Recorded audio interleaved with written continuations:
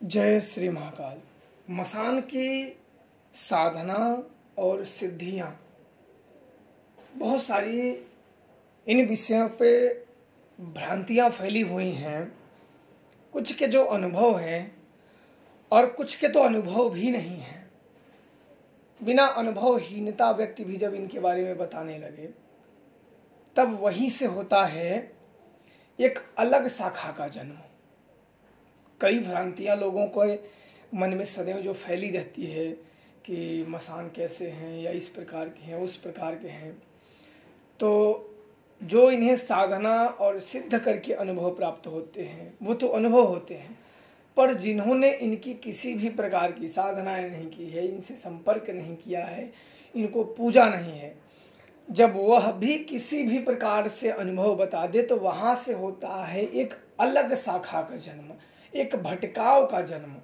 तब अगर जहां व्यक्ति के दो रास्ते आ जाएं, चल रहा है व्यक्ति और चलते चलते दो रास्ते आ जाएं और मार्गदर्शक कोई ना हो तो भटकता वही है इंसान। तब उसे ईश्वर के भरोसे कि हमें चलना कहाँ है। और ध्यान रखना, तंत्र मंत्र के क्षेत्र में वह व्यक्ति आता है जो अंदर से कामना लिए होता है। ज्यादातर लोग जो तंत्र मंत्र होते हैं, जो पहले तांत्रिक होते हैं शुरू में, वो किसी के पूजित शक्तियां अन्य शक्तियां पूजते हैं, पर जो उनकी देख के सिद्ध करने का प्रयास करते हैं वो अपनी कामनाएं लिए रहते हैं। और कामना व्यक्ति सदैव जो सुंदर मार्ग दिखाई देता है उसी का चयन करता है। तो जो उसके विपरीत होता है, जो व्यक्ति सामने वाला अनुभव के विपरीत बताता है उसको सुंदर बना के बता देता है। तो जो व्यक्ति कार्य के अभाव के कारण है, जो कार्य करवाने के इच्छुक है शक्तियों से, वो उसी सुंदर मार्गों का चयन करता है और सबसे पहले वही भटकता है। क्योंकि ज्यादा बोल यानी उसके अंदर झोल, जो ज्यादा बोल करता है वही अंदर सबसे बड़ा झोल होता है। जो साधक होता है वो बिल्कुल शांत से बातों को समझता है, सुनता है, फिर मनन करता है, फिर क्या सही है क्या गलत है उस चीजों को करता है। अनुभव अपने जीवन में जब तक अनुभव न आए तब तक उसको सत्य मत मानो, अनुभव के साथ सत्य मानो। सामने वाले समझाए पर उसे जीवन में अनुभव करो, उतारो कि क्या आपके साथ क्या अनुभव हो रहे हैं।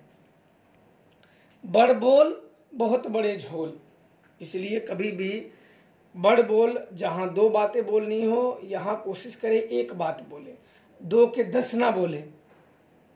एक कहावत है, बुजुर्ग बोल दिए हैं, जिसके बड़े बोल उसमें बड़े झोल। और मसान साधना में जब तक अनुभव आपको नहीं होंगे तब तक आपका असत्य का पर्दा नहीं हटेगा। तब तक आपने जो बातें सुन रखी हैं किसी ज्ञानियों द्वारा, किसी पंडितों द्वारा, किसी पुजारियों द्वारा आपने सुन रखी है, जब आप स्वयं अपने जीवन के अनुभव में वो अनुभव उतारेंगे तभी आप उसे सत्य मानेंगे और वही ठीक होता है। उन अनुभव को अपने जीवन में, मसान की साधना सदैव नदी के किनारे शमशानों के पास की जाती है और गुरु का होना बहुत आवश्यक है, चाहे मार्गदर्शक करे चाहे वहां हो। और ये इतनी जल्दी सफलता नहीं होती है, इसमें कई वर्ष लग जाते हैं। मसान साधना में सफलता प्राप्त करने के लिए कई वर्ष लग जाते हैं। पूरी तरीके से इसे जुड़ने में कम से कम 5 साल का समय लग जाता है, 4 से 5 या उससे भी अधिक, अगर मन सही रहा। कभी इंसान क्या करते हैं कि देवताओं को भी आजमाते हैं अपने कार्य के लिए। एक कहावत है कि इंसान अपने कार्य के लिए तो देवताओं को भी आजमा लेते हैं। इंसान क्या चीज है। जब व्यक्ति, आप सोचो कि कोई भी हो, किसी के पास अगर कोई सीखने या सिखाने या जो आते हों, सर्वप्रथम वो अपनी कामना लिए आता है, सर्वप्रथम अपने कामना से ग्रसित है। वो ईश्वर भक्ति इसलिए नहीं करता है कि अपनी मुक्त कर सके, वो ईश्वर भक्ति इसलिए करता है कि अपनी काम करा सके। और ये भी शक्तियां सौदे पे ही तब चलती हैं, तब वो ज्ञान नहीं देती हैं। ध्यान रखना, अगर कोई भी व्यक्ति हो, चाहे मैं हूं, चाहे आप हो या कोई भी अन्य साधक हो, अगर इन शक्तियों से वो कार्य के क्षेत्र में जुड़ा तो इनसे कार्य ही करवा सकता है। जगाने के बाद वो ना तो जुड़ेंगी, ना तो अनुभव देंगी और ना कुछ करेंगी। बहुत लोगों का साधक कहते नहीं है कि हम जो काम कहते हैं कर देती हैं, पर हमसे जुड़ती नहीं, हमसे बात नहीं करती हैं।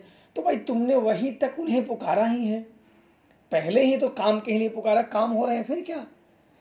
काम के लिए जब उन्हें साधना किए हो और वो जाग गई हैं, वो तुम्हारी मदद करें, तो फिर बात करने की क्या जरूरत है। तो इसलिए शक्तियों को जिस उद्देश्य से जगाओगे उसी उद्देश्य से गुरु भाव में जब जागती हैं तब ये ज्ञान देती हैं। और जिस गुरु के मार्गदर्शक से शक्तियां मिलती हैं उसका विशेष स्थान होता है। विशेष का मतलब होता है कि बहुत ऊंचा। अगर वो गुरु के हटते ही वो शक्तियां सीधे ही हट जाती हैं, वो गुरु कहे या ना कहे, क्योंकि उसी के मार्ग से वो जुड़ी होती हैं। और इनका जो ऊर्जा होता है इनका भी क्षय होता है। कुछ लोगों का बहुत लोग शक्तियां बन जाती हैं, रुक जाती हैं। बहुत लोगों में होता है कि शक्तियों से इतना कार्य ले लेते हैं कि शक्तियां की जो ऊर्जा होती है, जो उनकी पावर होती है, वो विलीन हो जाती है और इतना बहुत पावर नहीं बचा होता है कि उस साधक से वो जुड़ सके, बात कर सके।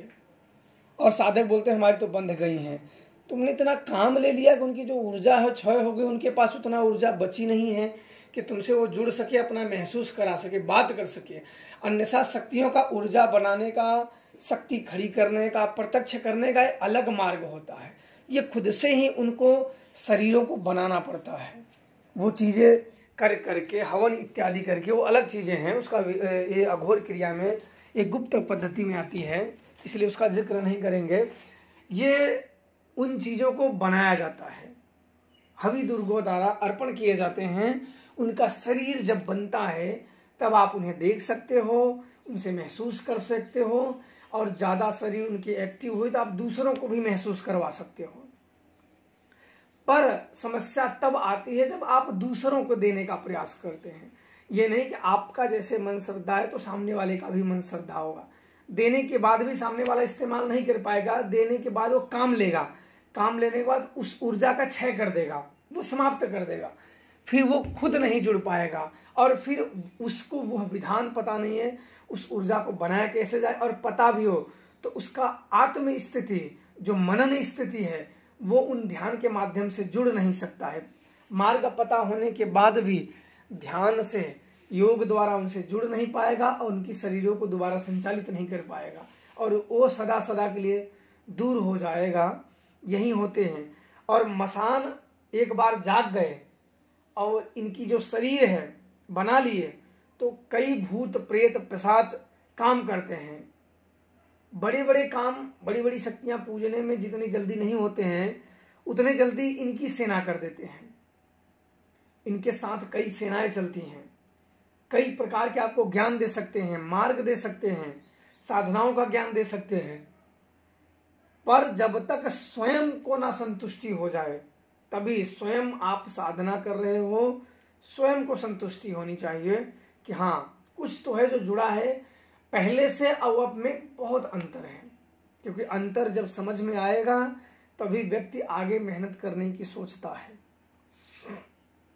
तो इसलिए मसान सिद्ध कर पाना आसान भी नहीं होता है। बहुत कम ही लोग इसे साध पाते हैं और बहुत कम ही लोग इनसे जुड़ पाते हैं। सबसे बड़ा होता है इनसे जुड़ने का स्थान का, कि मसान उस स्थान के रेंज में कौन सा है। ऐसा नहीं कि कोई भी मंत्र उठा के किसी भी शमशान में चले जाओ, ऐसा नहीं होता है। जो शमशान, हर शमशान मसान का एक एरिया होता है, एरिया होता है और उस एरिया में अगर जप करके कर लिए तभी। मसान ऐसी शक्ति है, अगर ठीक तरीके से उससे जुड़ा जाए तो बहुत ज्ञान भी देती है और सुरक्षा सदैव करती है और मदद भी करती है। पर अगर कामनाओं से ही जुड़ा जाए तो ये शक्तियाँ काम भी करती हैं जितना इनके शक्ति होता है, जितना इनका रेंज होता है, पर ये ज़्यादा अनुभव नहीं देती हैं और थोड़ी सी गलतियां पे भड़क जाती हैं और साथ छोड़ देती हैं ये शक्तियाँ।